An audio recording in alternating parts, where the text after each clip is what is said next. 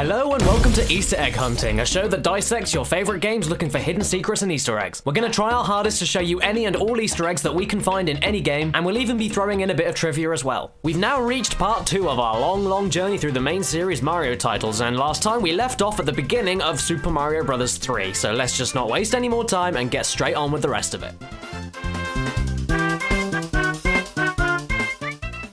Bowser's sub-bosses, the Koopalings, were originally designed after the Japanese development team, but were not given any distinct names in the Japanese release. They were just collectively referred to as the Seven Koopa. Then, upon the US release, the American localization team came up with names for them, each derived from musical artists. Iggy Pop, Morton Downey Jr., Lemmy Kilmister of Motorhead, Roy Orbison, Wendy O. Williams, U2 drummer Larry Mullen Jr., and finally, Ludwig van Beethoven. Visual quirks such as Ludwig's hair and Morton's star-shaped mark might have been cues the localization team took to name each of them. These names were eventually adopted for the Koopaling characters in Japan as well. Worth pointing out as well is that the Super Mario Bros. 3 and Super Mario World animated series that followed the Super Show also featured the 7 Koopalings, known as the Koopa Kids at the time, but did not use their American-made names for the series as they were not created yet. Instead, the show creators at Deke Entertainment created their own unique names for the characters. Iggy and Lemmy became Hip and Hop, Wendy O became Cootie Pie, Morton Jr. became Big Mouth, Roy became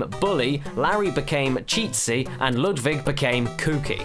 Defeating one of the Koopalings under certain circumstances actually unlocks some interesting dialogue from the kings of each world in the game. Several new power-ups were introduced in the form of suits that Mario or Luigi could wear. The king will mistakenly believe that Mario has been transformed into a frog if he is wearing the frog suit. He will believe Mario is an actual raccoon if he's wearing the Tanuki suit. And if Mario is wearing the hammer suit, he'll ask to borrow Mario's clothes. The ghostly Boo enemies introduced in Super Mario Bros. 3 are based on the wife of Nintendo developer Takashi Tezuka. While she was normally viewed as a very shy and introverted person, she had an explosive temper that was triggered by the high amount of time Tezuka was spending at work. In reference to this unexpectedly scary change in emotions, the Boos were programmed in-game to normally be shy when in the player's line of sight, but then would turn scary and aggressive once you've turned your back on them. The Chain Chomp also has a terrifying personal story behind it. As a child, Shigeru Miyamoto was being chased by a neighbor's angry dog, but the dog's chain yanked it back and kept it from attacking him. The chains that are attached to the Chomps are in reference to this real-life incident from the creator's youth. Now, in Super Mario Bros. 3, if you let a Chain Chomp tug on its chain 49 times, it will actually break free. The Chain Chomps nearly first appeared in a Legend of Zelda game, but were saved for later and eventually made their first appearance in World 5 of Super Mario Bros. 3. On that note, a number of the world maps hold some interesting trivia. World 7, Pipe Maze, is comprised of 3 islands that are shaped like the classic green pipes, and World 3, Seaside, has a disconnected island where the castle lies on the far right side of the world map, in the shape of Japan. The castle is even located in a spot that would represent Kyoto, where Nintendo's headquarters are stationed. There was also the lesser-known World E from the Super Mario Advance 4 remake of Super Mario Bros. 3 for the Game Boy Advance, which features an island shaped like a lowercase e, in reference to the e-reader cards needed to access it. Lastly is a peculiarly placed Christian cross made of blocks in World 6-4. It's completely out of the way and can only be seen if you fly up to it with a P-Wing, since there's not enough surface to get a running start and fly with a normal Leaf or Tanuki suit item. Some fans might interpret it as a subliminal message, but it's most likely just a joke by the developers, similar to the pixelated naked woman made of blocks in Kirby's Dream Land 2.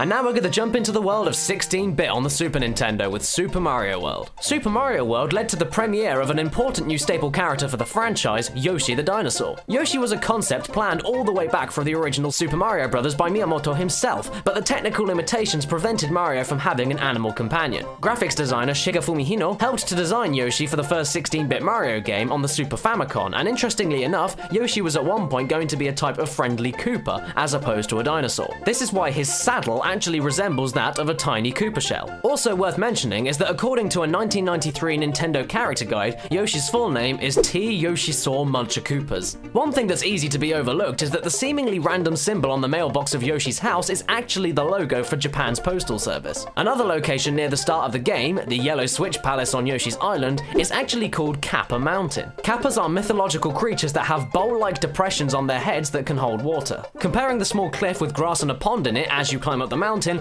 it resembles that of a Kappa's head.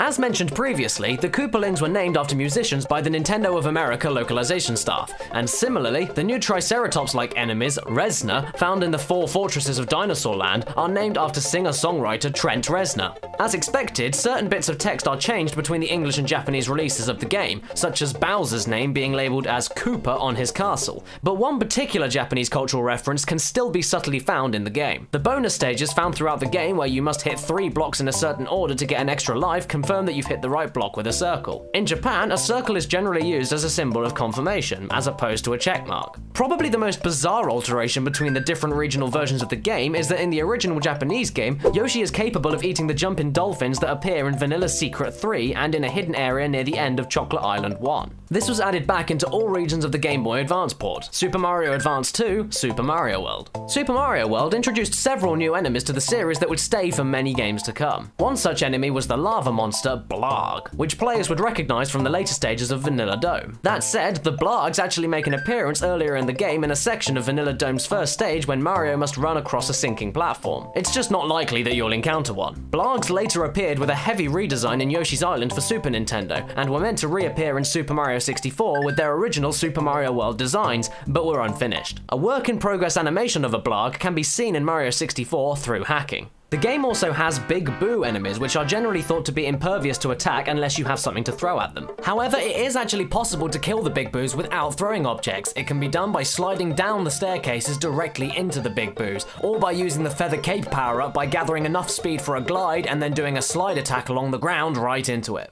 One haunting area in Super Mario World is the Forest of Illusion. This area is quite an oddity, and not just because it's the only world that isn't named after any type of sweet. In the Japanese version of the game, this world is identified as Mayoi no Mori, which translates to the Forest of Becoming Lost, and can be interpreted as Lost Forest or Lost Woods. The Japanese title of the Lost Woods in the Legend of Zelda series is also called Mayoi no Mori. As Mario and Zelda games share connections in their creation, it's possible the names of these woodlands are in reference to each other. In the secret special world that is only unlockable after finding your way through Star Road, the map screen contains a couple of fun secrets. The symbol above the flashing word special is actually the Super Famicom symbol, with each color representing the 4 buttons on the Super Famicom controller. Also, if the player waits for 2 minutes on the map screen, letting the background music continue to play, it will eventually switch to a funky remix of the original Super Mario Bros. Theme.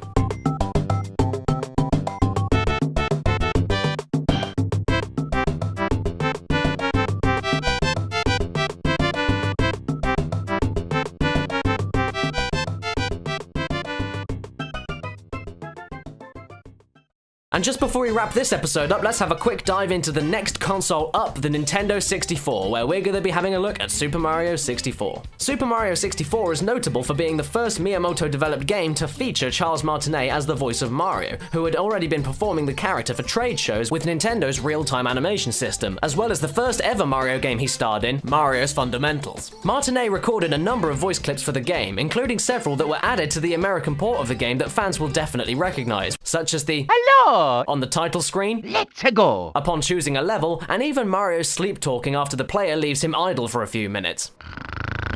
Nighty-nighty. Ah, spaghetti. Ah, ravioli.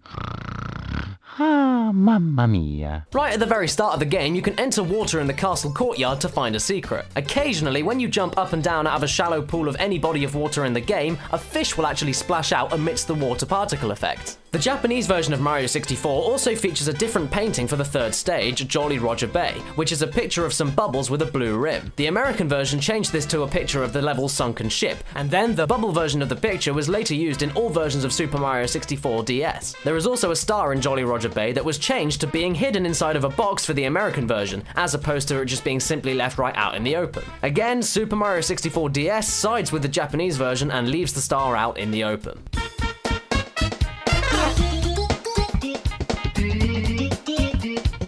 Thank you so much for watching, and please let us know if we've missed any Easter eggs. And also, please do keep in mind that we only just started Super Mario 64, so if we've missed anything from that game, it's probably going to be started off in the next episode. And also, we're going to be covering more of the main series Super Mario titles as this video series goes on, so if there's any of your favorite games or Easter eggs that haven't been covered yet, they're most likely going to be covered in the future. And also, if you want to see more videos done by myself which aren't quite like this, then you can have a look at my channel by clicking on the link on the screen right now, which will take you to a review I did of a Christian-based PC racing game called The Zoo Race.